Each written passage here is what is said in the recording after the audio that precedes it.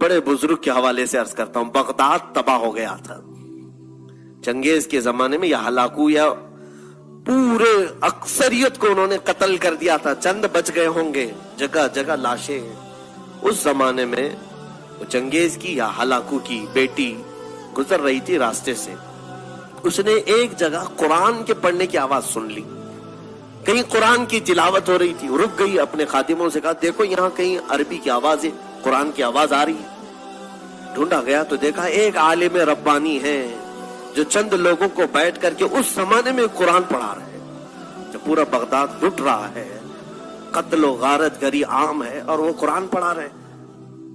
तो ये खातून जो थी वो जालिम बादशाह की बेटी थी, पूरा उसके बाप ने हिलाक कर दिया था। उसने बुलवाया उस आलिम को, कहा कि इस जमाने में भी तुम कुरान की तिलावत कर रहे हो? कहा मैं हर जमाने में कुरान की तिलावत करता हूं, पहले भी करता था, अब भी कर रहा हूं। अच्छा, मैंने तुम्हारे मुतालिक एक बात सुनी है मुसलमानों की, तुम्हारा अकीदा यही है ना कि अल्लाह जो चाहता है वही होता है, अल्लाह जो चाहता है वही होता है? तो उन्होंने कहा बिल्कुल मेरा ईमान है ये, उसके चाहे बगैर कुछ होता भी नहीं है। और तुम्हारा अकीदा यही है कि अल्लाह जिसे चाहता है उसे पावर देता है? उन्होंने कहा बिल्कुल मेरा अकीदा यही है। कहा तो फिर हमारे ऊपर यकीन क्यों नहीं कर लेते कि अल्लाह जो चाहता है वही होता है? तो हमको चाहा है अल्लाह, इसलिए आज हम हुकूमत में हैं। ये आज के चंगेज भी यही कह रहे हैं कि भगवान अगर ना चाहता तो हम लोग नहीं आते थे। कभी कभार क्यों चाहता है ये भी सुन लो।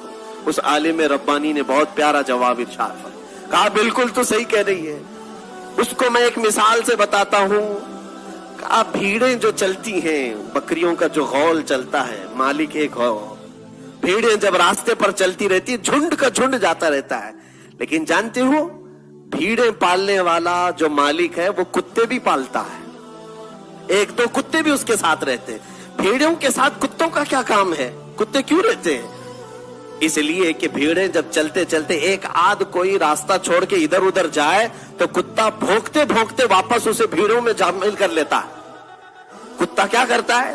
वो भौंकते हुए मालिक छोड़ देता है कुत्ते को, जाओ वो भीड़ इधर गई, ये बकरी उधर चली गई।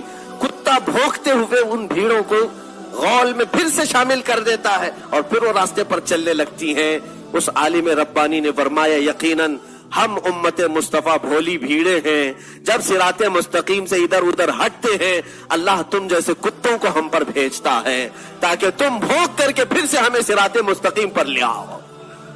आज इसीलिए ये तमाम चीजें हैं मेरे अजीजों, ये तुम्हें जो आंख दिखा रहे हैं या भौंक रहे हैं इसलिए कि तुम रास्ता हटे हुए हो। वापस आ जाओ सिराते मुस्तकीम पर।